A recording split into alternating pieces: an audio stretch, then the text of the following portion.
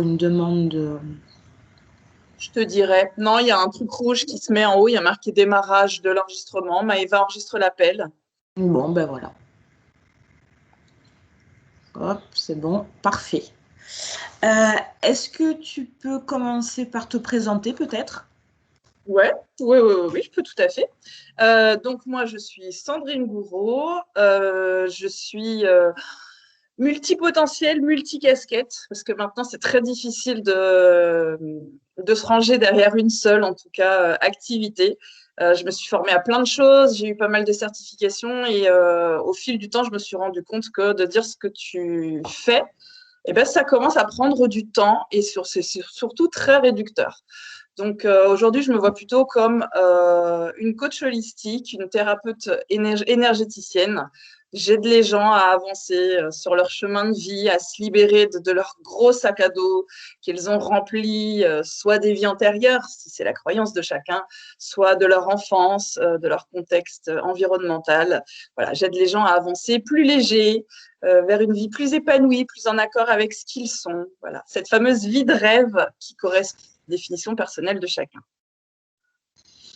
Est-ce que tu peux me parler de ton parcours, de comment est-ce que l'énergétique, comment est-ce que tu as intégré tout ça en fait à ta vie? Euh, alors, Comment ça s'est intégré dans l'autre sens? Parce que je sais pas. comment je suis venue à l'énergétique Com- ou j'ai pas compris. Alors comment oui toi tu es comment tu es venu toi à l'énergétique? Comment c'est arrivé D'accord. dans ta vie? Alors, l'énergétique est venue dans ma vie il y a 3 ans. Si je dis pas de bêtises, j'ai toujours du mal à resituer précisément, mais c'était il y a 3 ans, il me semble. À cette époque-là, je m'étais formée 2 fois en hypnothérapie humaniste, en hypnothérapie régressive. Mais je sentais que c'était toujours pas ma place, c'est-à-dire que je m'éclatais pas à le faire. C'était plus parfois presque un poids. Je me dis, ah, il va encore falloir faire ci, ah, il va encore falloir faire ça. Je ne trouvais pas ma place dans l'hypnothérapie et pourtant je me suis formée 2 fois pour aller en profondeur. Et puis un jour, en fait, une abonnée est venue à moi, donc c'était il y a 3 ans, ou je crois que c'était une abonnée. Hein. Euh, Quelqu'un qui avait besoin de moi pour faire connaître son entreprise et c'est quelqu'un qui était dans l'énergétique. Et c'est grâce à cette personne que j'ai connu l'énergétique. Et je m'y suis intéressée tout de suite. Alors, les gens qui me connaissent bien, ils ont un mot pour moi. Ils disent que je suis obsessionnelle.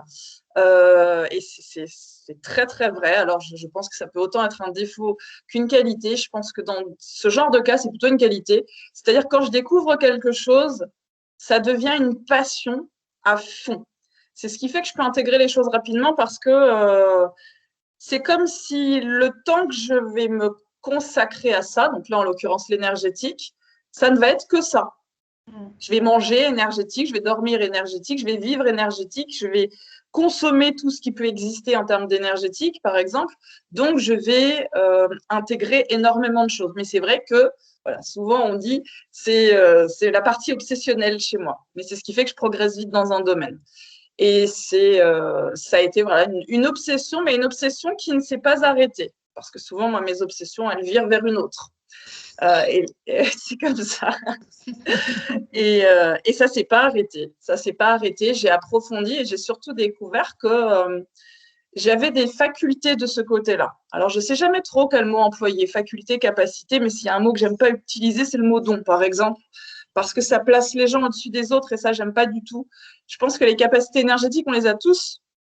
Sinon, déjà, les soins énergétiques ne pourraient pas fonctionner sur les gens. On est énergie.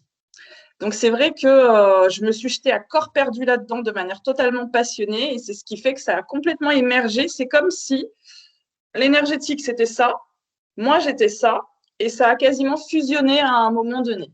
C'est devenu une évidence, et je me suis surtout rendu compte que ces derniers temps, bien avant qu'on me parle de l'énergétique, je ne connaissais pas l'énergétique, je le pratiquais en fait dans mes audios d'avant. Je faisais ce qu'on appelait des méditations hypnotiques, mais en fait, je faisais déjà de l'énergétique dedans et j'avais trouvé ça hyper intéressant de savoir que je le faisais déjà sans D'accord. avoir mis ce terme là-dessus. C'était particulièrement intéressant. Et entre le moment où j'ai découvert de manière officielle l'énergétique et la manière où je l'ai moi-même appliqué et proposé de manière officielle, il s'est écoulé 9 mois. Ça, j'ai vraiment la date, j'ai le délai. Il s'est écoulé 9 mois où je me suis fait confiance et où je me suis vraiment lancée complètement de manière officielle dans ce domaine, à la vue de tous, en proposant des choses avec mon nom. C'est ça que je veux dire par officiel, en tout cas. Et depuis, ça fait partie intégrante de mon quotidien. Je ne conçois pas une journée sans en faire un ou en écouter un. Je fais les deux généralement parce qu'on doit prendre soin de nous de toute façon, quoi qu'il arrive. Mais c'est vrai qu'aujourd'hui, ça fait complètement partie de qui je suis. C'est une partie de moi, une partie de ma vie et de mon quotidien réellement en permanence. Je ne pense pas que depuis 3 ans, j'ai fait un jour sans recevoir un soin énergétique. Donc souvent les miens, mais je peux souvent demander aussi sinon à quelqu'un d'autre, ou en faisant à d'autres. Parce que pour moi, c'est ce qui m'a apporté les plus grosses transformations, les plus gros changements, mais en profondeur, réellement. Tu sais, l'espèce de... On va au fond remuer la vase et c'est vraiment ce qui te donne le plus gros tsunami dans ta vie parce que tu as vraiment été modifié en profondeur. Si tu veux, c'est pas... tu t'occupes de mettre un tout petit peu d'engrais sur ta plante pour que elle soit belle. Non, là, vraiment, tu as été la déterrer, tu as été lui enlever sa mauvaise terre, son sable, s'il n'en avait pas besoin. Tu as été vraiment lui mettre du terreau, tout ce que tu veux, et tu l'as rempoté. C'est ça que je vois avec l'énergétique, c'est que tu vas vraiment, vraiment en profondeur. C'est ce qui fait que tu n'as pas toujours des résultats en un claquement de doigts. Parfois, oui, on est content, mais c'est quand même pas la norme. Mais le changement en profondeur met un petit peu du temps à émerger de manière physique. Mais voilà, moi, c'est ma vie aujourd'hui parce que c'est ce qui a le plus transformé ma vie de manière significative. Tu fais une transition parfaite avec ma prochaine question. J'allais te dire, est-ce que tu l'as vécu comme une suite logique ou est-ce qu'il y a une Sandrine avant et une Sandrine après? Ah, très intéressant, madame. Euh, euh, pour moi, une suite logique, mais j'ai presque envie de rajouter une suite naturelle. Tu sais, j'ai pas senti que je quittais quelque chose pour aller vers autre chose. Il y a eu, je sais pas, c'est comme quand tu es dans l'avenue de la République et tu restes, t'as pas changé de trottoir et elle s'est transformée en boulevard Beaumarchais. Tu vois, c'est ça.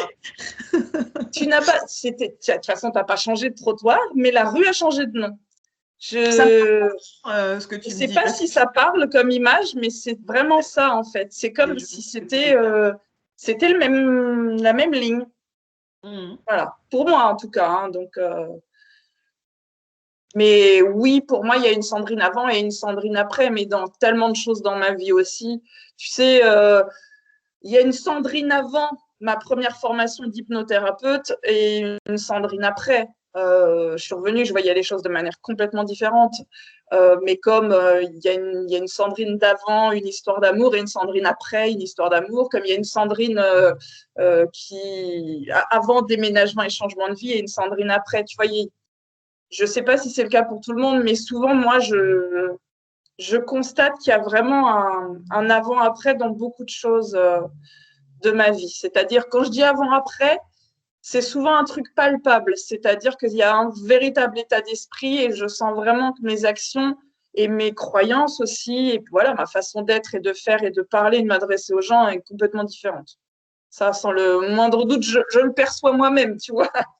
Et justement, est-ce que tu peux quel changement palpable est-ce que tu as vu, est-ce que tu as vécu? Alors, ce qui me vient en tête vraiment tout de suite, c'est sur mon caractère. Moi, j'ai toujours été soit mignonne, soit gentille. Tais-toi, fais pas de vagues, sois d'accord avec les gens. C'est ce qui pouvait me caractériser le mieux. Hein. Moi, c'est simple, hein. Tout le monde m'adorait. J'avais des tonnes d'amis, j'avais 3 soirées en même temps. J'aime beaucoup raconter ça parce que je me dis, avec le recul, c'était la période de ma vie où j'étais le plus entourée. Pas une minute seule, pas une minute. Des amis, en veux-tu, en voilà, etc. Mais en fait, quand tu réfléchis bien, c'est sans doute la période de ma vie où j'étais la plus seule finalement. J'étais la plus seule. J'étais pas moi. J'étais. On va manger où ce soir? Où tu veux. Ah, on va où tu veux, on fait ce que tu veux, quand tu veux. On avait beau être 8, on allait au cinéma. C'est des trucs qui te marquent comme ça. Et je me souviens très bien, qu'est-ce qu'on va voir? Et ce jour-là, pourtant, j'étais à des années-lumière du développement personnel, mais je me souviens très bien avoir eu un déclic ce jour-là quand même. Je me suis dit, mais c'est fou. On était tous en train de dire, ah, qu'est-ce qu'on va voir au cinéma ce soir? Et j'ai pas eu le temps de dire quoi que ce soit. On m'a tout de suite fait, oui, bon, de toute façon, Sandrine, elle suivra. Et là, je me suis dit, waouh, en fait, tu as tellement donné une habitude à des gens. Il n'y avait rien de méchant là-dedans. Hein. Tu as tellement donné une habitude à des gens qui l'ont acté comme c'est normal. Voilà. Tu ne portes pas ta voix, eh bien, on finit par penser que tu n'as pas de voix. Tu vois, c'est un petit peu comme quelqu'un à qui tu dirais toujours, tu viens courir avec moi, et puis au bout d'un moment, comme il te dit toujours non, bah, tu finis par plus lui proposer, tu as acté que c'était pas son truc, quoi. Donc, ouais, ça, c'est le truc le plus marquant parce qu'aujourd'hui, j'ai une voix.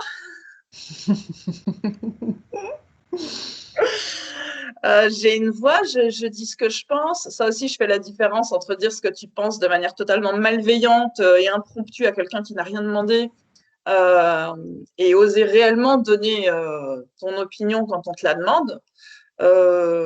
J'ose dire des choses comme eh ben, non, ce soir, je n'ai pas envie de sortir, aller boire un verre. Voilà. Je sais que je l'avais dit. Ça aussi, ça m'avait marqué parce qu'avant, je me serais fait aussi subir, ouais, c'est le bon mot, je pense, des soirées avec des gens, encore une fois, pas méchants, mais à qui tu sais que tu n'as plus rien à dire. Ouais. Tu sais, voilà, tu dis, bon, mais comment ils vont le prendre? Alors, moi, je faisais partie des gens qui inventaient des trucs. Non, ce soir, je peux pas. Non, oh là là là là, il y a un truc personnel qui nous est tombé dessus. C'était pas bien, mais au moins, ça m'évitait les conflits. Ouais. Alors que, et ça je sais très bien, la dernière fois qu'on me l'a demandé, moi j'ai répondu très clairement, je suis désolée, mais je ne pourrais pas parce que je ne pense pas que je serais d'une bonne compagnie. Cela fait tellement longtemps que je ne vois pas ce que l'on aurait à se dire. Je pense que je me sentirais plus mal à l'aise qu'autre chose. Enfin, en tout cas, c'est le ressenti que j'ai à cet instant-là. Bon, bah, sur le groupe, il n'y a qu'une seule personne qui m'a répondu. Merci de ton honnêteté. Mais voilà, les autres, après, j'ai plus jamais de nouvelles. Mais je pense que c'est plus sain que de se faire subir des choses, à toujours dire oui, oui, oui, oui, oui. Tu t'oublies, après, tu finis par développer des trucs du corps, tu as mal partout, tu te sens pas respecté, mais parce que tu te respectes pas toi-même à la base déjà. Et voilà, ça, c'était des gros trucs chez moi. Euh, il y en a certainement d'autres, mais peut-être qu'ils émergeraient plus tard, tu vois. Là, comme j'ai pas eu le temps d'y réfléchir, c'est ce qui m'est apparu de manière évidente tout de suite quand tu as posé la question. Tu tu mentionnes beaucoup une notion qui m'a fait beaucoup réagir. C'est la notion de se responsabiliser. C'est ce que tu viens de dire à l'instant. Oh, c'est ce que Et je dis tous les jours d'ailleurs. oui. Et je me souviens, parce que ça commence à faire, je te suis depuis un an et demi maintenant, et je me rappelle la toute première fois, ça m'avait euh, donné une claque, clairement. Hein, je l'ai vraiment pris comme ça. Ouais. Et puis ma première réaction, c'est oh, mais ça va, c'est bon. Hein. Oh, oh, oh, oh, cocotte, non mais tu te calmes. Et puis c'est vrai que pendant plusieurs jours comme ça m'a beaucoup fait réfléchir. Et finalement, je pense que c'est l'un des conseils, moi, qui m'a le plus aidé, finalement. Oh, c'est Euh, chouette. à chaque fois, de revenir finalement à mes actions, à mes pensées, partir de ce postulat-là et ensuite voilà, de faire mon cheminement sur une problématique. Et est-ce que toi, c'est quelque chose que tu as intégré un peu j'ai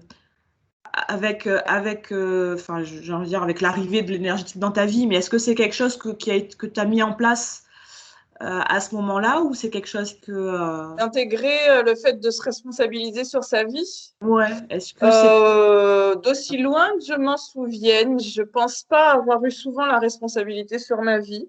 J'emploie souvent ce genre d'image, mais c'est vrai.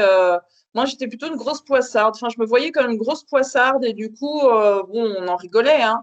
Et on disait souvent, Sandrine, sa vie, c'est un film d'Hollywood, tu vois. C'est vrai que tout ce que tu peux imaginer dans des films, il m'arrivait des choses, mais c'était abracadabrant ce qui pouvait m'arriver. Toujours, puis c'était une succession toujours d'histoires qui n'avaient ni queue ni tête. Enfin, c'était vraiment. Et moi, j'avais intégré que c'était pas ma faute.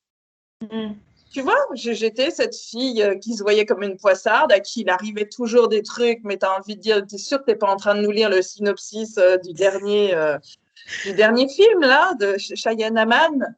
Oh merde, je ne sais jamais le prononcer, pourquoi je l'ai choisi. C'est complètement. Pour moi, voilà, j'étais cette personne. Et du coup, je subissais. Pour moi, tout ça, ça arrivait sans raison. C'était moi, ça s'acharnait contre moi. J'ai mis du temps à comprendre cette notion. La première fois qu'on m'a mis face à cette notion, c'était une psy que j'ai suivie il y a très longtemps. Quand j'ai décidé de me prendre en main suite à ma séparation, quand vraiment, à un moment donné, Hollywood, ça commençait à devenir vraiment trop. Et je me souviens qu'elle m'a dit, mais ma petite Sandrine, si vous avez l'impression d'être bouffable, non, si vous avez l'impression qu'on vous bouffe, c'est que vous êtes bouffable. Et je me souviens très bien que j'ai rien dit, mais dans ma tête, j'ai pensé très fort, mais elle se fout de ma gueule celle-là, mais vas-y, je reviens même plus. On termine, je reviens même plus.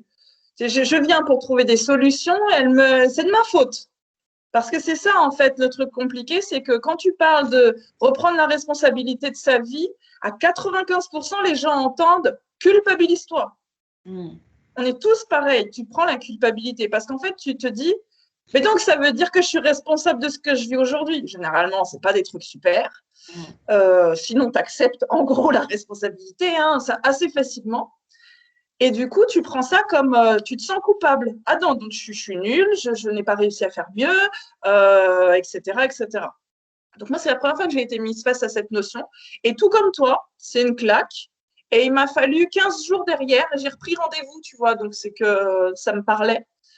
Et c'est pour ça que c'est une notion que je partage tous les jours, sous plusieurs formes. Le fait de reprendre le pouvoir sur sa vie. J'utilise d'autres termes, mais c'est toujours la même chose.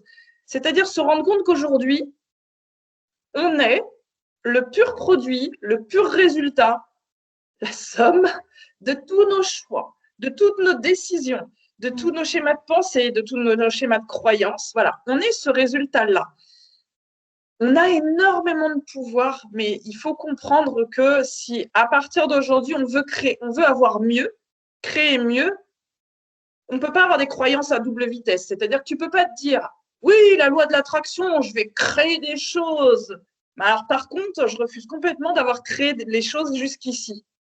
Et ça, j'emploie souvent cette image, tu vois, c'est comme les gens qui ont des enfants. Le gamin, quand il te ramène des mauvaises notes ou qu'il fait une connerie, c'est ton fils. Mais quand tout va bien, c'est le mien. Hein, t'as vu mon fils, comme il est gentil. C'est un peu ça, en fait. Et c'est cette espèce d'ambiguïté permanente sur la responsabilité de sa vie. On veut bien être responsable des succès. Par contre, on n'est pas responsable de ce qu'on assimile, en tout cas, comme des erreurs, des échecs, des problèmes, etc.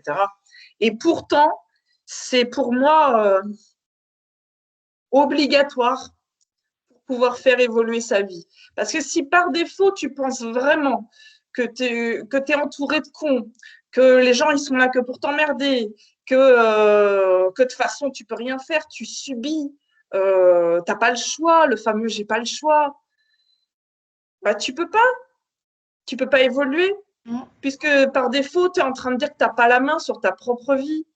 Ben, la définition, c'est ça, quand tu n'as pas la main sur ta propre vie, tu peux rien faire.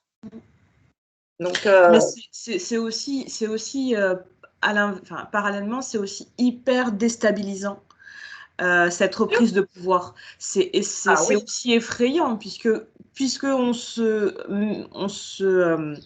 on devient acteur et on devient donc responsable de ce qui se passe. Euh, oui, Ben c'est oui, un côté très. exactement. Mais tu sais, c'est ça la définition. Reprendre la responsabilité de sa vie, c'est être responsable. Quand tu es responsable, ben, ça veut dire que qui a pris la décision? Mm. Ben, c'est toi. Il n'y a Ben, plus du coup, d'excuses. le résultat, t'en es responsable. Et en fait, ça, c'est un gros problème de beaucoup de gens.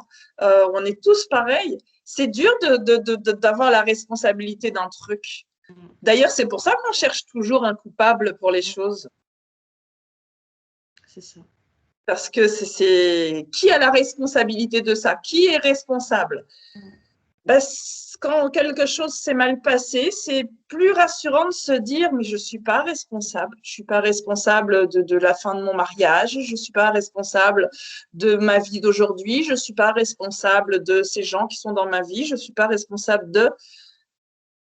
Je pense que c'est une croyance dangereuse Mm. parce qu'elle te place dans une position où tu as la main sur rien.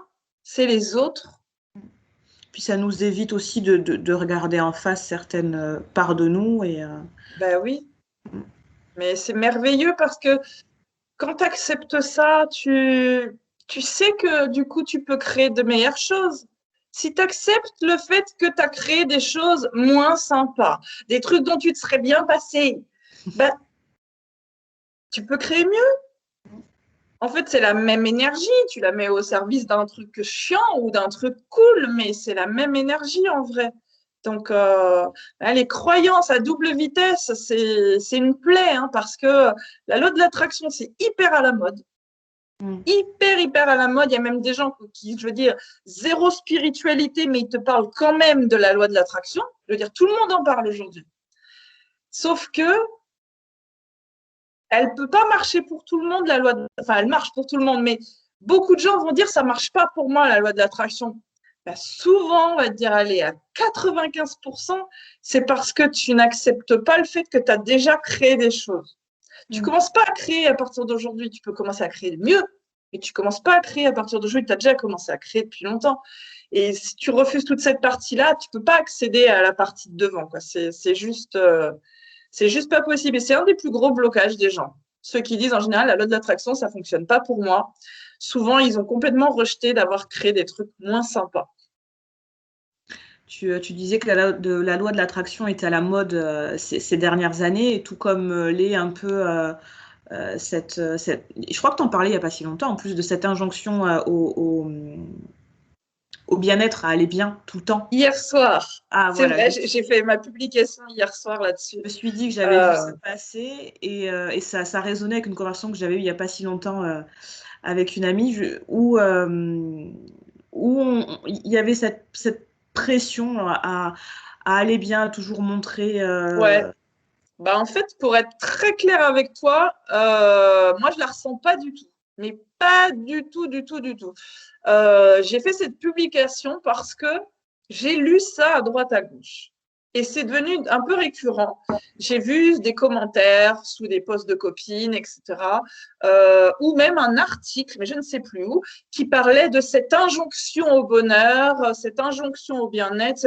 Et je me suis dit, mais waouh, c'est fou parce que en tout cas, ça n'engage que moi, bien entendu. C'est toujours mes propos n'engagent que moi. J'en fais pas une vérité unique.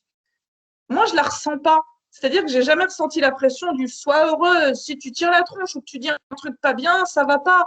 Non, parce que moi, je partage les choses sans filtre et il m'arrive de râler, de dire les choses telles qu'elles sont sans le moindre problème. Je pense que quand tu commences à ressentir une pression ou une injonction, c'est que t'es pas droit dans tes bottes. Mm. Tu vois, c'est que tu es déjà un petit peu comme ça, tu essayes, mais tu n'es pas encore droit dans tes convictions, dans tout ça. Et du coup, la moindre truc que tu vas avoir en face, tu vas le prendre un peu violemment. Comme les fameux arrêtez de nous faire culpabiliser parce qu'on mange de la viande ou autre chose. Tu peux remplacer manger de la viande par autre chose. Dès que tu as l'impression qu'on te fait culpabiliser, c'est simplement que tu n'es pas droit dans tes bottes. Mm. C'est pas suffisamment stable, tu es complètement perméable à ce qui vient de l'extérieur. Euh, L'image que j'emploie souvent, c'est le. Alors, elle existe de quelqu'un, hein, je ne sais plus qui par contre, c'est le truc du jus de citron. Après, moi, je la trafique un peu. Mais c'est-à-dire, si tu prends un citron, tu le coupes, tu le presses, il en sortira du jus de citron. On est bien d'accord que ce soit Mère Teresa ou Jack l'Éventreur, les deux, ils peuvent presser un citron, il en sortira toujours du jus de citron. C'est pas parce que… Donc, Mère Teresa ou Jack l'Éventreur, bah, c'est tout ce à quoi tu es soumis. Ce qu'il en ressort chez toi, c'est ce qui était déjà là chez toi. Donc, si tu ressens une sorte de pression, si tu ressens une sorte d'injonction ou de culpabilité, c'est que c'était déjà à l'intérieur de toi. Tu n'étais pas très droit dans tes convictions et ça peut te permettre de te placer différemment. Mais tout ce que tu peux prendre de manière un peu violente, genre « Oh, mais on a marre, là, on me dit quoi faire, j'en ai marre de cette pression et moi, si je veux aller pas bien, bah va pas bien. » Parce qu'en vrai, personne te force à sourire tout le temps. Je pense que les gens se contraignent déjà tout seuls à parfois s'inventer des fausses vies pleines de bonheur quand ce n'est pas le cas. Il y a des gens qui se font porter tout seuls une pression. Tu vois, je dois aller bien, je dois sourire tout le temps, je dois faire ci, je dois faire ça. Je pense que la première pression et qui passe inaperçue, c'est celle qu'on se met soi-même. Alors après, elle est juste exacerbée parce que tu lis à l'extérieur. Et là, bah, du coup, c'est pareil que la responsabilité. On en revient toujours à cette même notion. Tu refuses ta propre responsabilité. C'est-à-dire que la première idée qui te vient en tête, c'est pas « Oh là là, quelle pression je me mets !» Non, c'est on me met une pression, il y a une injonction, on me culpabilise, alors que tout ça, c'était déjà à l'intérieur de nous. En général, je trouve que c'est des fabuleux indicateurs de bon, je ne suis pas encore très droit dans mes bottes, dans ce truc-là. Ça peut être un truc à travailler ou pas. Ça peut juste te donner une indication sur le fait que, bon, on va dire que tu n'es pas très stable encore dans ce domaine-là. Après, libre à chacun d'en faire quelque chose ou pas. Mais je pense que la première pression, la première injonction et la première culpabilité, elle vient de nous, mais puissance 1000 en priorité. Oui, complètement. Je suis d'accord avec toi.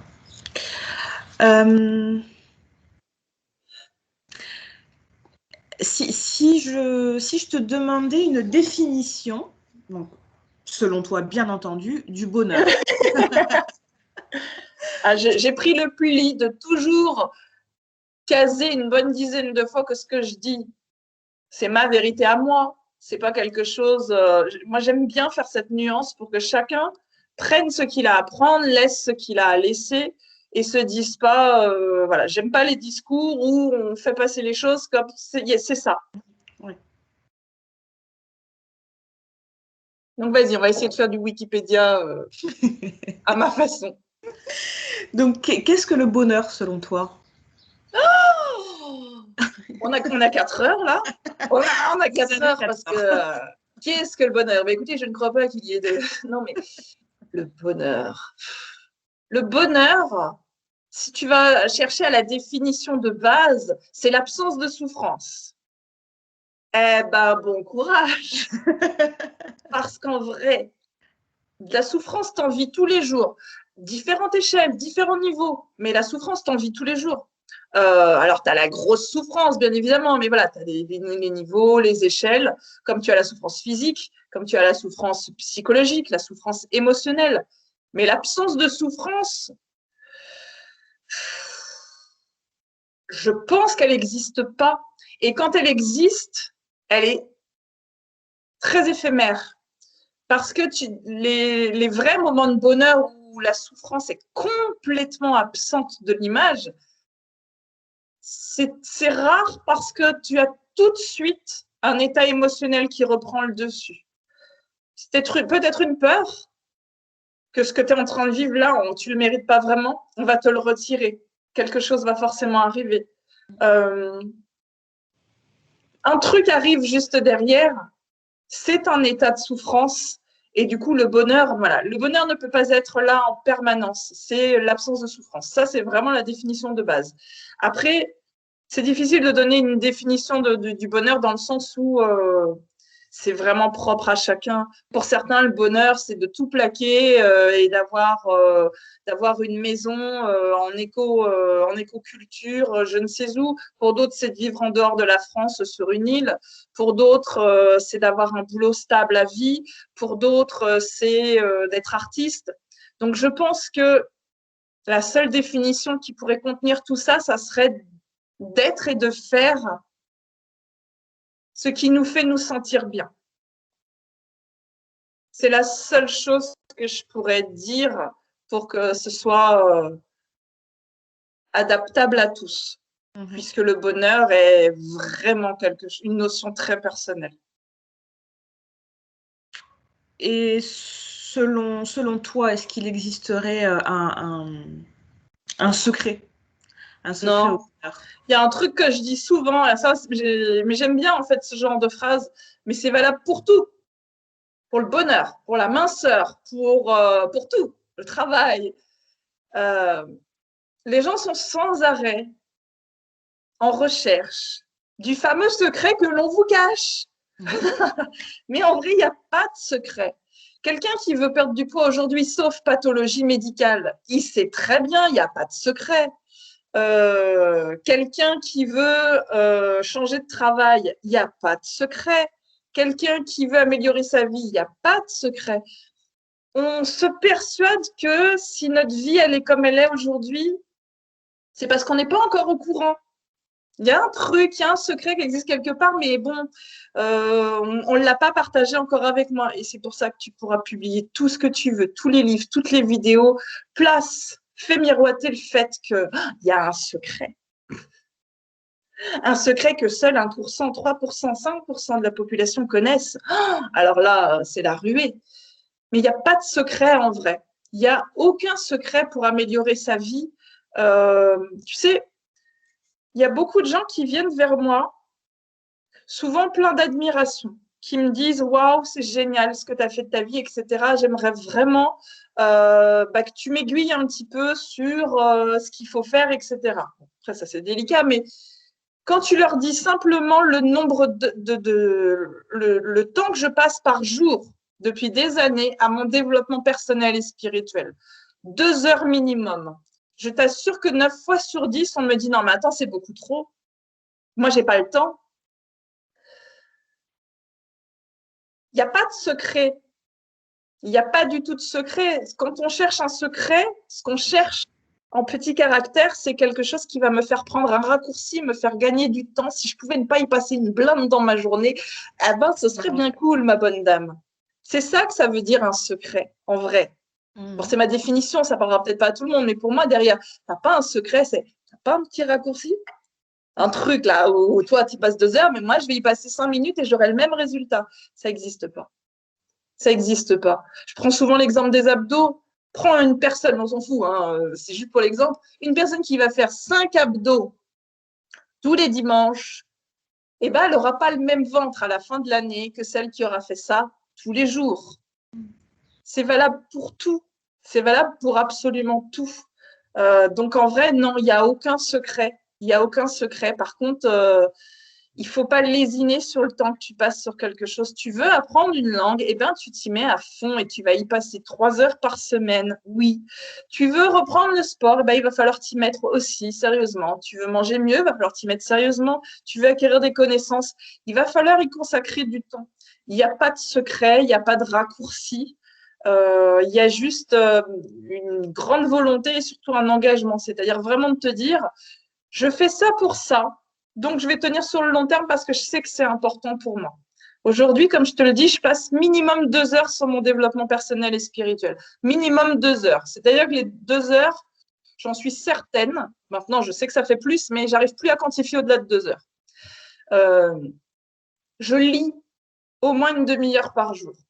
Des livres de développement personnel ou spirituel ou d'entreprise. Je regarde des vidéos YouTube, souvent américaines. Je ne trouve pas mon compte en France pour l'instant. Bon, il y en a 2-3 quand même, s'il ne faut pas exagérer. J'écoute des podcasts, je suis des formations. Je suis quasiment toujours en formation d'ailleurs, parce que quand j'en termine une, je me lance dans une autre, qu'elle soit certifiante ou non.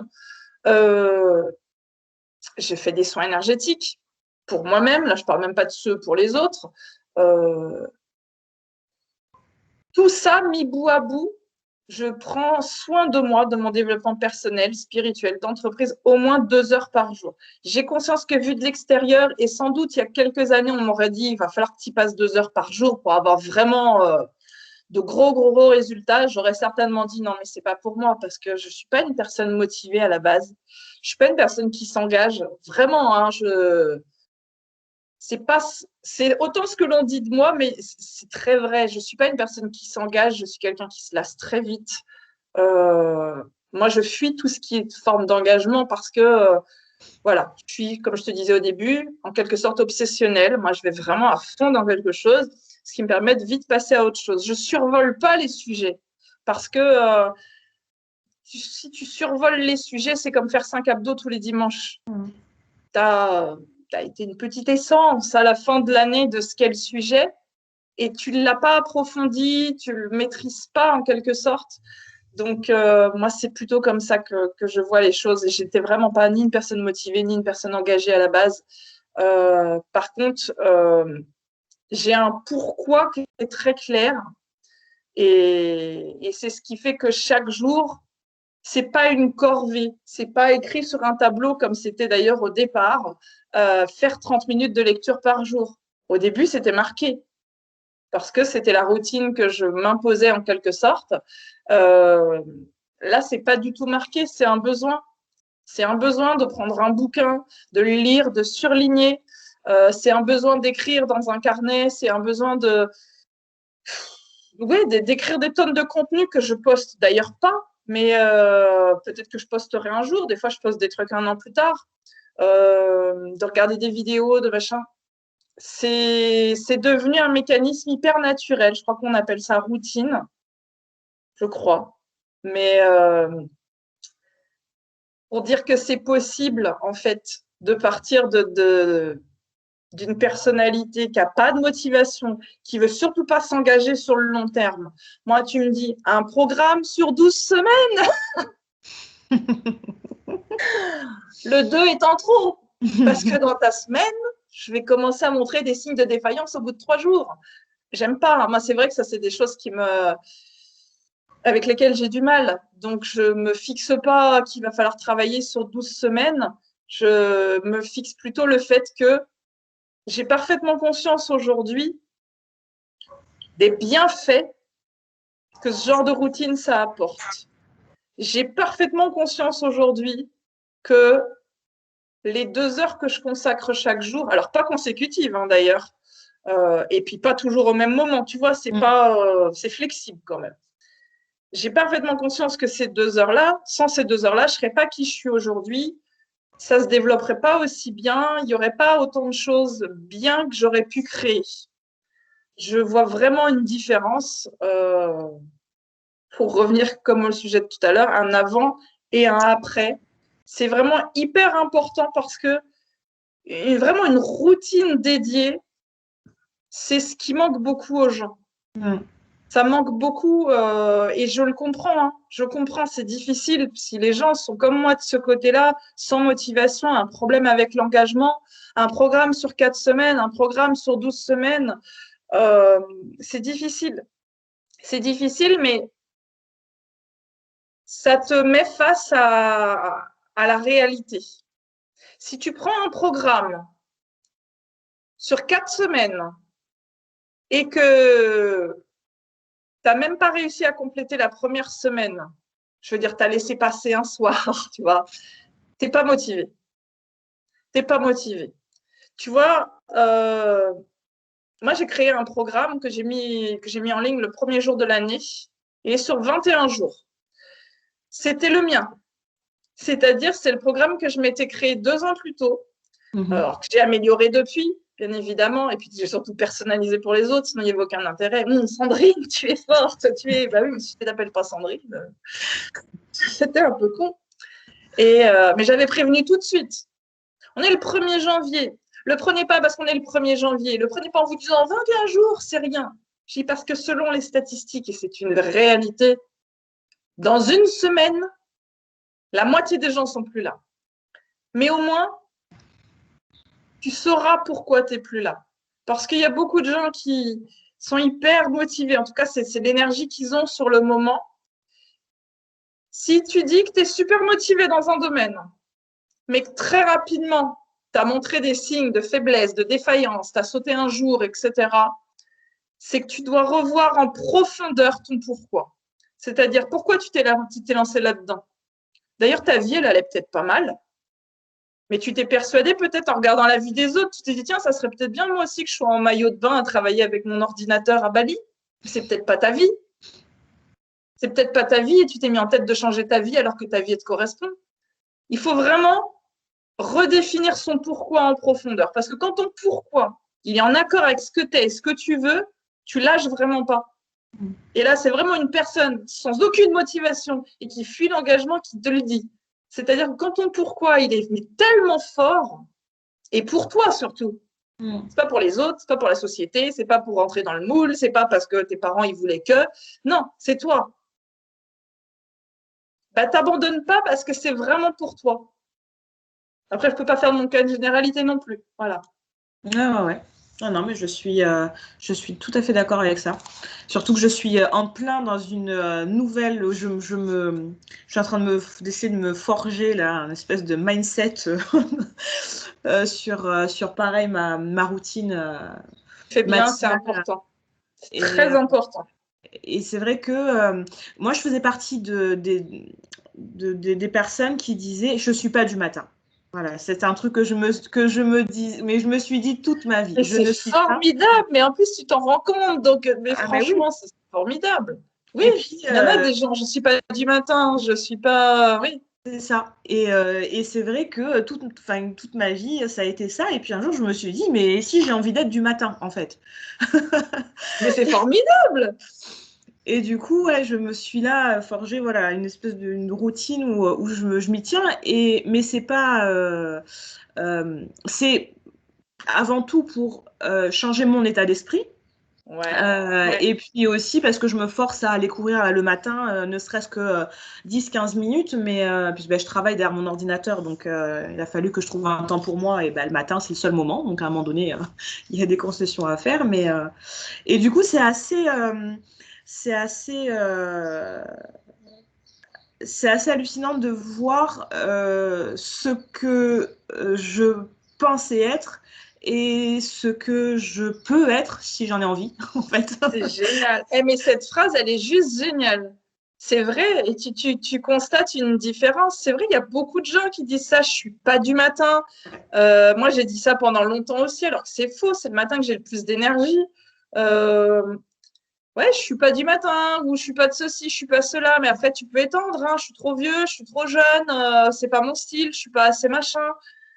En fait, il y a plein de choses que tu peux modifier, mais c'est vrai qu'à se répéter tout le temps que tu n'es pas du matin, tu risques pas d'être du matin. Ça, Non. c'est. Ah non. Ça c'est sûr, je l'ai expérimenté. Et... Souvent, pour être du matin, il faut se coucher plus tôt le soir. Exactement. Souvent. Après, Ah, mais du coup, je le vois maintenant, effectivement, ça marche mieux. moi, je sais que ça fait partie des routines qui ont impacté le plus ma vie. Hein. Je me réveille tôt, mais naturellement. Réellement naturellement. Donc, il n'y a pas de réveil ou quoi que ce soit. Enfin, si, j'ai un réveil, mais c'est le réveil quand je dois réveiller les enfants pour l'école. Donc, c'est un réveil qui sonne bien 2 heures après moi, mais j'en ai quand même. Mais c'est vrai que ça change beaucoup de choses. Moi, quand je me lève le matin, j'ai l'impression, c'est un ressenti très personnel, d'accéder à un monde différent. Celui où beaucoup de gens dorment encore, où c'est calme, en tout cas plus calme qu'à un autre moment dans la journée. Et plein de promesses, énergétiquement parlant, au niveau des ressentis, plein de promesses, puisque c'est le début de ta journée. Tout est à faire, contrairement au soir, normalement. Où tout est déjà fait. Le soir, c'est plutôt on repense à ce qui s'est passé, quoi. C'est vrai. C'est génial, ça. Et finalement, enfin, si je résume un petit peu tout ce que tu as dit, alors tu m'arrêtes. Mon Dieu, bon courage. Bon courage. Non, mais un résumé rapide, c'est finalement le bonheur, ce serait avoir un objectif précis de ce qu'on Alors là, considère. je suis obligée de le nuancer parce que beaucoup de gens peuvent avoir un objectif si ce n'est pas un objectif sain, un objectif atteignable dans des délais, tu vois, parce que je veux dire, si tu veux être milliardaire demain, on a un petit souci normalement. Enfin, normalement, je dis bien. Et surtout qu'il soit pour toi l'objectif, parce que beaucoup de gens ont des objectifs c'est pas les objectifs qui leur manquent, mais c'est quelque chose qui soit à eux. Beaucoup de gens aujourd'hui font un travail qu'ils n'ont pas choisi. Enfin bon, qu'ils n'ont pas choisi, on va y mettre de la nuance, mais qui a été dicté plus ou moins par leurs parents. Va dans cette filière, il y a des débouchés. Tu peux pas vivre de ta passion, c'est un hobby. Tu vois? Ah, je suis dans l'informatique parce que bon, il y aura toujours du travail, c'est un domaine en pleine expansion. Tu vois? Les gens manquent pas d'objectifs, mais ils manquent d'objectifs à eux, réellement à eux, pas dictés par soit la société, soit leurs parents, soit, je sais pas, souvent le conjoint aussi, on me dit. Donc, c'est pas l'objectif qui manque, c'est pour ça que je te le nuance, c'est vraiment l'objectif à soi. L'objectif propre Mais à que tu fais chacun. pour toi, en fait, vraiment pour toi. C'est pas parce que tes parents voulaient que tu sois dans une filière avec un débouché ou que tu fasses un métier manuel parce que du coup tu pourras travailler partout ou que tu sois fonctionnaire parce que du coup tu seras tranquille, etc., etc. Vraiment un objectif à soi. Même perdre du poids, je le dis souvent. Perdre du poids, ça peut pas marcher si tu le fais pour ton mari. Tu le fais parce que la société. Si tu le fais parce que blablabla, non, il faut le faire pour toi. Pour toi. À un moment donné, tu en as eu marre, ou je sais pas, mais voilà, mais pour toi. Comme de toute façon, vouloir aller mieux, ou arrêter de râler, ou changer de travail, ou monter ton entreprise, ou te mettre au sport, ou commencer à lire. Ça marche pas si tu le fais parce qu'on t'a dit de le faire, parce qu'on aimerait bien que tu le fasses, parce que tu vois que tout le monde le fait. Et que ça a l'air de donner de bons résultats, bah avec toi, ça ne donnera pas de bons résultats parce que tu vas le faire hyper à contre-cœur. C'est pour ça qu'il faut vachement se détacher de ce qu'on voit sur les réseaux sociaux. Il faut en prendre de l'inspiration, mais toujours prendre du recul parce que les routines qui marchent pour les uns ne marcheront pas pour les autres. Parce que ce ne sera pas ta routine. C'est pour ça que tout le temps, quand on me demande ma routine précise, ou ce que j'ai fait, ou mes formations, je ne veux plus rentrer là-dedans maintenant parce que les gens veulent se caler, faire un copier-coller de tout ce que tu as fait en espérant avoir le copier-coller de tout ce que tu as. Et ça crée d'énormes déceptions. C'est vrai.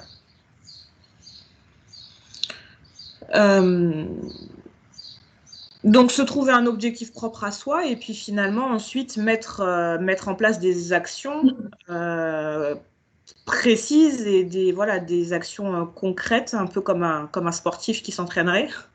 Passer à l'action. Je le dis tout le temps, passer à l'action. Je l'ai même rajouté sur chaque page de mon site parce que j'ai beau apporter une aide, je veux que chacun comprenne que les choses, elles seront plus lentes si tu passes pas à l'action, voire inexistantes même des fois. Passer à l'action, passer à l'action, passer à l'action, passer à l'action. Oui, tu as des doutes, oui, tu as des peurs, oui, peut-être que ça ne marchera pas. Passe à l'action. On passe plus de temps à réfléchir à ce qui va pouvoir éventuellement nous arriver et se produire plutôt qu'à faire une action. Voilà. Mais passer à l'action, c'est juste formidable parce que tu ne te laisses pas le temps de te laisser envahir par les doutes, les peurs, et si ça ne marche pas, et si on me répond ça, et si on me regarde mal, et si on me juge, et si on me critique, et si quelqu'un n'a pas déjà fait avant moi, et si c'est vraiment passer à l'action, c'est hyper puissant comme truc. Tu parlais tout à l'heure de tes routines, de tes routines matinales ou de ces 2 heures de temps que tu passais minimum par jour à ton développement personnel. Qu'est-ce qui participe, à l'exemple avec ces 2 exemples, qu'est-ce qui participe à l'atteinte de tes objectifs, parce que j'imagine que tu n'en as pas qu'un, tu en as peut-être plusieurs. Est-ce qu'il y a autre chose que tu mets en place? Donc j'ai bien compris le passage à l'action. Est-ce qu'il y a autre chose que tu peux partager Dans ma routine? Oui, par exemple. Alors déjà, moi, ma routine, elle est plus matinale, comparée à une époque où elle n'était que matinale. Voilà, j'ai eu une routine matinale, mais parce que je sortais du Miracle Morning et que voilà, il y avait la routine du matin. Ensuite, j'ai fait routine du matin, routine du soir, mais c'est pareil, ça venait pas de moi, ça venait de tout ce que j'avais pu lire à droite à gauche sur le fait que voilà, faut avoir une routine le matin hein, la morning routine, la night routine. Mais tout ça, ça ne me parlait pas vraiment. Et c'est pour ça que moi, aujourd'hui, je suis plutôt dans une routine tout au long de la journée. Voilà. Pour moi, c'est une routine tout au long de la journée.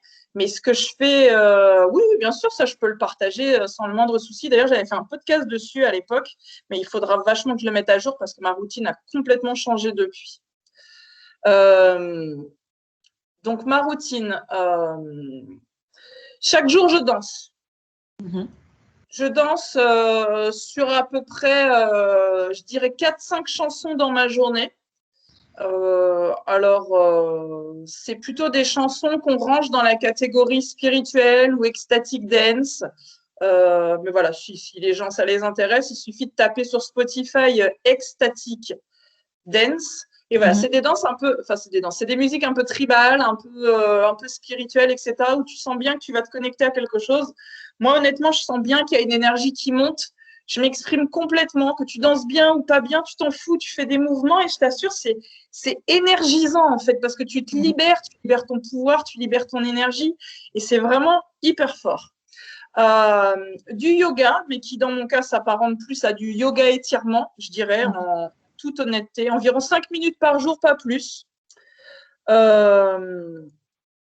que ça ne me passionne pas le yoga.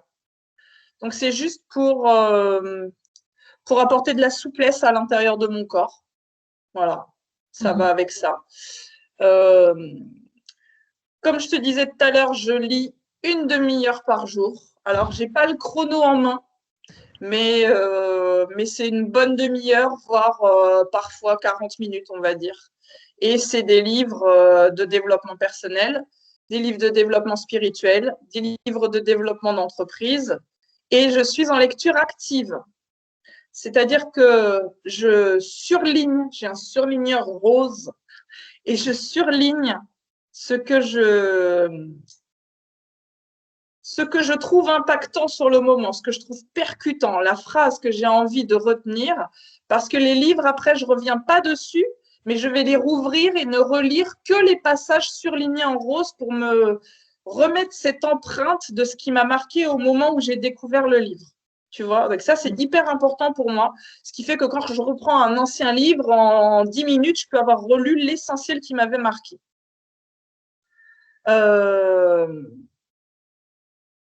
Qu'est-ce que je fais d'autre en termes de routine Déjà, ouais, si, ça, comme je te disais tout à l'heure, j'écoute des audios à moi chaque jour. Entre 1 et 4, selon ma journée, selon le blocage du moment, parce que je suis comme tout le monde, il y a des blocages, des fois, il y a des choses, tu te dis, mais voilà, il y a un petit truc là de ce côté-là. Quand tu as un truc qui vient de se présenter 2 fois dans la même journée, maintenant j'ai le recul nécessaire pour me dire, ah, ça fait 2 fois. Est-ce que tu attends une 3e fois avant de te dire qu'il y a peut-être un petit truc à bosser de ce côté-là, ou est-ce que du coup, tu le fais avant que ça devienne un gros point de blocage qui va réellement t'embêter beaucoup, tu vois. Donc maintenant, j'essaye de m'occuper des choses en semi-anticipation. Tu vois, semi-anticipation, c'est-à-dire que je l'ai laissé arriver 1 fois, voire 2, mais en général, je m'en occupe à ce niveau-là. Souvent, j'essaye de remettre de la fluidité dans ma vie, en fait, tout simplement, de la fluidité, de la facilité, parce que on prend vite le pli inverse. Voilà, on complique vite la vie, tout simplement. Je fais beaucoup de musique. Je fais du ukulélé. Je partage de temps en temps ce que je fais. Et c'est pareil, il faut se détacher du fait que tu joues peut-être bien ou pas bien, que tu chantes peut-être bien ou pas bien. C'est pas ça qui compte. Tu peux chanter comme une casserole et louper toutes tes notes, mais ça va te faire du bien. Ça va te faire du bien. Et justement, je prépare une publication à ce sujet sur le fait de se détacher complètement du regard des gens à ce sujet, parce qu'à chaque fois que je fais une story où je fais du ukulélé et où je chante, ça m'a demandé beaucoup de travail sur moi, parce que j'estime pas que je chante bien et j'estime pas que je joue super bien. Mais c'était pas le but. Le but, c'était pas « Oh, regardez comment je chante et comment je joue ». Non, c'était regarder peut-être comment je chante et comment je joue et comment j'en ai strictement rien à faire de ce que les gens derrière vont dire. Pourtant, j'ai systématiquement une personne qui va me faire Aïe, mes oreilles. Smiley, je rigole. Avec des cours, ce serait mieux. Mais ça, c'est leur problème, pas le mien. Mais j'ai surtout systématiquement une personne qui va me dire, je t'admire, j'aimerais tellement faire comme toi, mais j'ai tellement peur de ce que les gens vont dire, de ce que les gens vont penser, que je me bloque complètement. Et je prépare justement une publication à ce sujet parce que faut vraiment se détacher du regard et du jugement des gens parce que ça nous bloque tellement pour faire plein de choses. C'est vrai. Donc, ouais, des instruments. J'aime beaucoup le ukulélé, chanter aussi, comme ça. J'aime beaucoup créer des chansons. Maintenant que je sais jouer du ukulélé, j'aime beaucoup inventer des chansons. Je ne vais pas faire un album. Hein, Pourquoi elles pas? font rire mes enfants. Ah, bah, parce que des fois, elles sont un peu vulgaires. Mais on a l'humour que l'on a. Mais ça me fait rire, oui, j'aime beaucoup. J'aime beaucoup, tu vois, par exemple, il y a un truc qui me fait mourir de rire, c'est de prendre mon ukulélé et de chanter ce que j'ai à dire à mes enfants. Génial. Si tu voyais la tronche de mon fils qui va avoir 13 ans, je dis, mais tu souris, ça te fait rire, tu m'encourages. C'est comme ça. Et oui, j'adore. J'adore, même quand il y a une punition, parce que oui, il y a toujours des punitions. Je ne suis pas un parent où il n'y a jamais de punition. Ça, c'est un truc aussi. Des fois, les gens, ils croient que tu es hyper zen, hyper... Non, mais je pousse des gueulantes, hein, des fois. Hein. T'inquiète. Et tu le fais avec le ukulélé, du coup? Alors, ouais, la dernière fois, on aurait presque dû l'enregistrer parce que ça nous a tous fait mourir de rire. J'ai pris le ukulélé et je lui ai chanté une chanson comme quoi il risquait pas de voir le match ce soir. T'es puni. Ouh, le match, c'est fini. Tu vois, voilà. Ça sert à rien d'être trop violent non plus. Voilà, mais donc ça, c'est des choses. J'essaye d'apporter de la légèreté dans plein de choses à la maison avec les enfants, mais voilà, c'est nos routines. Je fais de la méditation tous les jours. Je le fais sur une nouvelle application que j'ai découverte et que j'aime beaucoup. Alors, elle est payante et elle est vraiment pas donnée. C'est Synctuition. Synctuition, peut-être on peut le dire comme ça aussi. Ah, oui. Elle est super.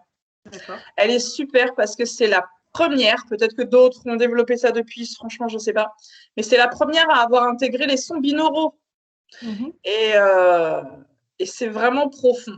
Moi, j'aime énormément. Alors, elle est en anglais, comme beaucoup des choses que je fais. Donc, c'est difficile après de les recommander aux gens. Mais honnêtement, elle est accessible avec un anglais scolaire. D'accord. Voilà, je pense. Hein. Après, je ne sais pas si j'arrive à l'estimer ou pas. Mais voilà, c'est pareil. Ma pratique de la méditation a augmenté. Au début, c'était 5 minutes matin, 5 minutes soir, parce que je faisais partie des gens aussi qui disaient mais je ne peux pas méditer, je mouline sans arrêt, je suis sans arrêt en train de penser. Sauf que c'est l'inverse. C'est justement parce que tu n'arrêtes pas de mouliner qu'il va falloir faire de la méditation. Il y avait eu, pardon, je te coupe, il y avait eu un reportage sur Netflix sur la méditation. On me l'a conseillé, je crois, Headspace quelque chose, Ouais, non? ouais. Et je l'ai trouvé justement très. Enfin, niveau pédagogie, j'ai trouvé que c'était super bien expliqué. Et, D'accord, ben, j'ai pas regardé encore. et il dit cette. Enfin, moi, je sais qu'il a débloqué justement cette croyance que j'avais parce que je réfléchissais trop, que je n'arrivais Ouais. pas à méditer. Et finalement, ouais, à être l'observateur des pensées et de laisser les pensées Bah, c'est venir. comme si tu te disais, moi, je peux pas faire de yoga, je suis pas souple. C'est ça. Ah oui, mais c'est dans l'autre sens. Normalement, c'est rare les gens qui viennent au yoga en étant déjà souples, c'est rare les gens qui viennent à la méditation en étant déjà calmes. Tu vas faire Exactement. un truc parce qu'il y a un besoin qui appelle. Donc, mais non, mais cette application, elle est bien. Et franchement, c'est pour ça, c'est-à-dire que moi, au début, je faisais que 5 minutes parce que c'était chiant. Alors là-dessus, je ne peux pas être plus honnête, je trouvais ça chiant. Chiant. Un truc. Oh, moi, j'ai besoin des méditations guidées. J'aime pas, d'ailleurs, les méditations dans le silence, c'est pas trop mon truc. Même si je me rends compte que j'en fais quand même. Mais j'aime bien. J'aime bien que ça m'apporte quelque chose, tu vois, en plus. Donc là, les sons binauraux, c'est juste génial.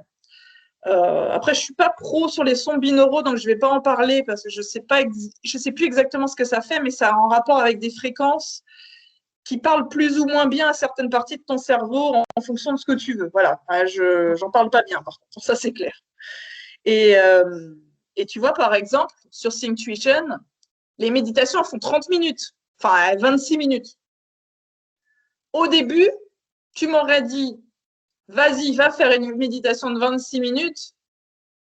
Je pense que je serais encore en train de rire. C'était pas possible, c'était trop. Moi, 10 minutes, c'était mais une plaie de faire 10 minutes, mais une plaie. J'ouvrais un œil, je regardais le chrono. Ah là là, encore 7 minutes. T'imagines l'état dans lequel t'es quand tu vérifies l'heure en permanence. Ouais. Je veux dire, c'est pas étonnant que tu n'aies pas des bienfaits à la fin. Là, je ne les sens pas passer les 26 minutes et ça m'apporte réellement un bien-être palpable. Donc, la méditation, elle est vraiment importante pour moi. Alors, il y a des jours où j'oublie la méditation. Là, je me suis rendu compte qu'hier, je ne l'ai pas fait, si je ne dis pas de bêtises. Mais voilà, après, c'est comme tout. Faut juste pas se culpabiliser, s'auto-flageller, te dire, ah bah voilà, ça y est, tu l'as oublié une fois, c'est fichu. Non, c'est pas fichu. Et puis aujourd'hui, tu vas pas en faire deux pour rattraper non plus. Tu reprends là où tu en es resté, puis point, tu en étais resté à la numéro 8, et hier, tu aurais dû faire la numéro 9. Bah, aujourd'hui, tu fais pas la 10, tu fais la 9. En fait, tu vois, tu continues. Mais c'est quand même important, ouais, la méditation, c'est vraiment important. Il y a sans doute d'autres choses que je fais, mais encore une fois, c'est le truc qui me vient juste à l'esprit comme ça. Ah si, je fais du breathworking, travail de respiration. Je suis allongée, parce qu'en ce moment, je le fais surtout dans mon lit. Je place une main sur mon cœur, une main sur mon ventre. Il n'y a pas vraiment de position précise, hein. Ça ne fait pas écho à un travail scientifique sérieux, hein. Et j'inspire profondément par le nez, mais vraiment profond. En fait, ce que je demande dans mes audios. Profond, de manière à ce que tu sentes que tu ne peux plus inspirer davantage d'air. Tu sens presque que ça craque un peu dans ton dos. Enfin, moi, c'est comme ça que ça me fait. Et j'expire tout aussi profondément par la bouche. Et là, c'est pareil. Je vide. C'est extraordinaire en termes de bien-être.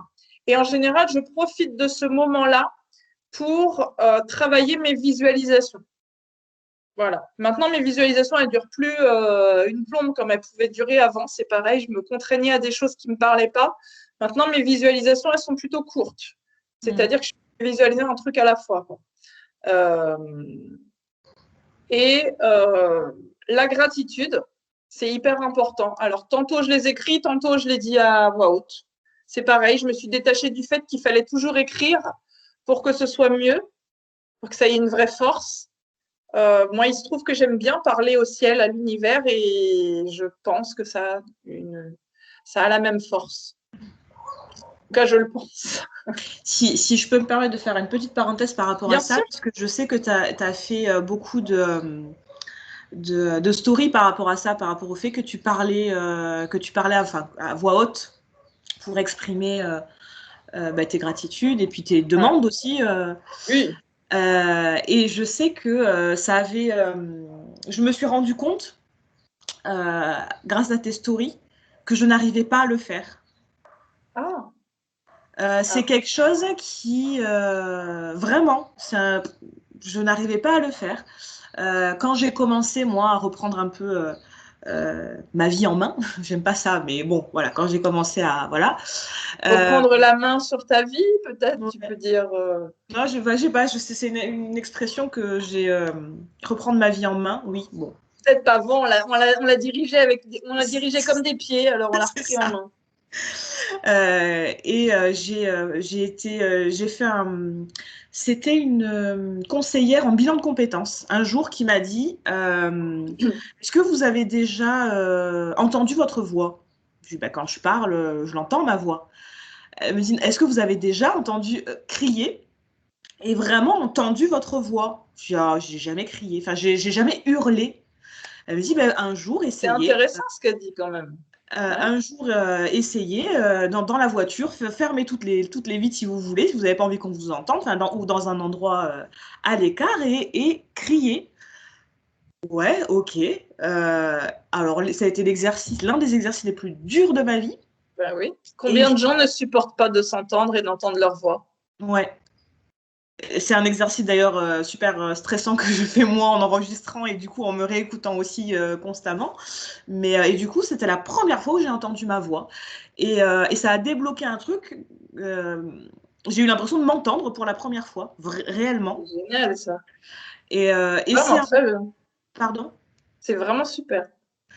Et du coup, ça m'a ramené un petit peu à ça, à ce blocage que j'avais quand je t'entendais parler du fait que tu parles à voix haute, et je me suis dit, mais pourquoi j'arrive pas à le faire? Bref, donc voilà, j'ai juste voulu faire une petite parenthèse. Non, ça peut être mille choses, hein, c'est vrai. Hein, tu pouvais aussi. Il y a peut-être une partie de toi qui s'autorise pas à être entendue. Il peut y avoir plusieurs choses, mais c'est toujours intéressant. Et tu peux, tu peux chanter. Oui. Ouais, le fait que tu chantes, le fait que voilà, chez toi. Mmh. Si tu n'as pas envie, je ne te demande pas de prendre ton téléphone en story et je le conseille. Mais tu sais qu'en coaching, il y a plein de choses comme ça que je conseille d'ailleurs. Hein. Ça peut être un peu violent pour certaines personnes, mais quelque part, c'est mieux que vas-y, sors dans la rue et chante devant des inconnus. Tu peux avoir aussi des paliers. Mais ça, c'est des choses que je conseille souvent aux gens, en fait, de sortir de cette espèce de zone de confort, faire porter sa voix et de faire porter son visage aussi. Tu sais, beaucoup de gens se cachent. Avec les réseaux sociaux, maintenant, on, on se montre ou on se montre pas, en fait. Je sais pas comment amener ça. Si tu veux, tu peux très bien avoir un compte où tu partages des choses, mais jamais montrer ta tête. Ou parfois, tu vas poster juste des petites étiquettes avec des citations, on n'entendra même jamais ta voix non plus. Donc, ça peut être vachement intéressant parfois pour surtout quand on a une entreprise, en fait. Ça, c'est. Alors, je ne parle pas d'argent ou quoi que ce soit, mais en fait, de s'autoriser à rayonner, de s'autoriser à être visible, à être vu, à être entendu, c'est hyper puissant. Alors, pour les gens les plus timides ou les plus réfractaires ou ceux qui sont encore soumis énormément au jugement des autres, moi, je conseille souvent de chanter chez soi. On s'en fout que tu chantes bien ou pas. Chante chez toi. Voilà, chante chez toi. Tous les jours, pendant plusieurs minutes, chante chez toi, etc. Après, tu pourras prendre ton téléphone et puis commencer à faire des stories, à parler, etc. Et tu seras de plus en plus à l'aise avec ta voix, ton image. Et c'est comme faire émerger une sorte de petit soleil que tu aurais à l'intérieur. Tu vois, tu l'autorises à être à l'extérieur de toi. C'est hyper puissant parce que pas si facile que ça à faire. Ouais. C'est pour ça que je te disais, comme tout à l'heure, il y a beaucoup de gens qui ne supportent pas d'entendre leur voix. Ah, coupe ça, je ne peux pas m'entendre. C'est vrai. Ah, je ne veux pas me voir. Je ne veux pas me voir, je ne veux pas m'entendre. C'est bon, c'est fini. Non, mais c'est vrai. Tout à fait. Mais au début, j'étais comme ça. Hein. Moi, je sais qu'avec mon ex, honnêtement, il avait cette manie de foutre mes stories. Je dis, mais ce que je dis, je le sais. Pourquoi si tu as envie d'apprendre quelque chose, tu vis avec moi. C'est complètement con. Non. Et tu entendais. D'un seul coup, je m'entendais et je ne supportais pas. Je ne supportais pas de m'entendre, de m'entendre, de me voir. Je dis, non, mais moi, je l'ai dit, je ne revérifie pas derrière que c'est bien prononcé. Je ne veux pas, je ne supportais pas. Et c'était pourtant il y a encore 2 ans. Hein. Il y a encore 2 ans, je n'aimais pas ni m'entendre ni me voir. Et maintenant, je prends plutôt plaisir à réécouter ce que j'ai pu dire. Et honnêtement, parfois, je me dis, mais c'est plein de bon sens. Mais qui est cette personne? Mais c'est ça, mais je vais la suivre. Ah, je ne suis pas trop d'accord. Ah, c'est moi, c'est un peu con.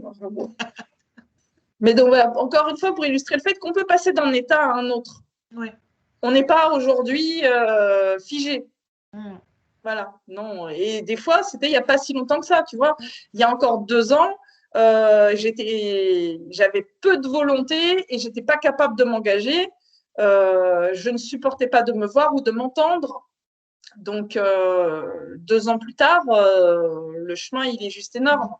Donc, tout le monde peut vraiment switcher d'un état à un autre. Il faut prendre conscience que rien n'est figé et définitif. Et ça y est, je suis comme ça, comme tu disais au début. Je ne suis pas du matin. En fait, ton identité après. C'est ce qui est difficile de se distinguer de ce que tu as créé comme identité. C'est comme si tu t'appelles Maëva, je te dis à partir de maintenant, tu vas t'appeler Ghislaine. Il y a de grandes chances que tu y sois réfractaire et que pendant un temps, tu continues de t'appeler Maëva. Parce que c'est un peu le nom que tu as rentré dans toutes les cases partout. C'est ça, en fait. Je ne suis pas du matin, ou moi, je ne suis pas motivée, et moi, je suis machin. Ça fait partie de notre identité. C'est comme si on disait, je m'appelle machin. Donc, à partir de maintenant, il faut que je m'appelle autrement. Oui, puis en plus, tu n'as pas choisi le meilleur des prénoms, quoi. Mais je ne suis pas une fugitive, madame. Écoutez, les jeux de rôle, c'est pas très amusant.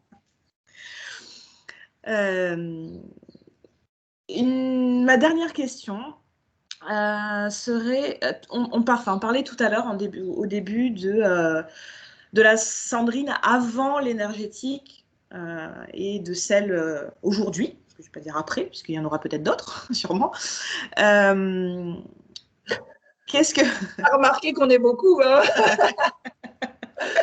Tu n'as eu affaire qu'à 7 personnalités aujourd'hui. Alors, 7, c'est peu. Est-ce que, comment dire ma phrase sans qu'elle soit trop... cherche pas les mots, on comprendra. Qu'est-ce que tu dirais aujourd'hui à la Sandrine d'avant? Vous voulez dire que le temps n'existe pas? Je peux lui parler? Ouais. C'est marrant parce que quelqu'un m'a posé cette question-là la dernière fois et j'ai pas pu prendre le temps d'y répondre. Tu sais, dans les stickers questions, j'essaie de proposer ça régulièrement, on va dire 1 fois par semaine. Mais en général, il y a un débordement de questions et même si tu as eu le temps de les lire, tu n'as pas eu le temps de répondre à tout. Ou alors sinon, tu vas faire des stories de 24 heures avec que des questions. Mais il y avait cette question-là et c'était très marrant. Il y avait une personne qui avait marqué « Que dirais-tu à la Sandrine d'avant et si tu avais un message pour la Sandrine d'après ?» Très scénario d'anticipation, mais c'était intéressant. Tu n'aurais pas pu le mettre en story d'ailleurs, c'était peut-être un peu trop long, je pense. Qu'est-ce que je dirais à la Sandrine d'avant énergétique? Tu vas bien te marrer. Ça, je lui dirais, ouais. Tu vas bien te marrer. Lâche un peu plus prise parce que ma fille, t'es quand même un petit peu raide là. Hein. Ouais, t'es un petit peu raide dans le contrôle.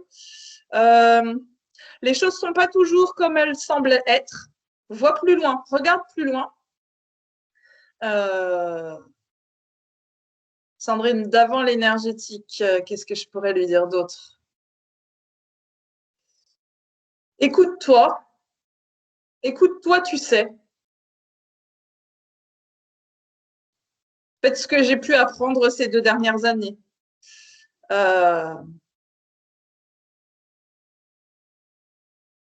Donne, mais ne donne pas tout. Ça, c'est hyper important. Franchement, ça peut être un conseil pour beaucoup de gens. On donne, parfois on donne beaucoup. Mais quand tu donnes certaines choses, tu n'en as plus pour toi. Et disons, n'attends pas d'aller mal pour vouloir aller mieux. Ça, c'est quelque chose qui dirige énormément ma vie ces dernières années aussi. J'attends pas d'aller mal. Ça, c'est un peu con.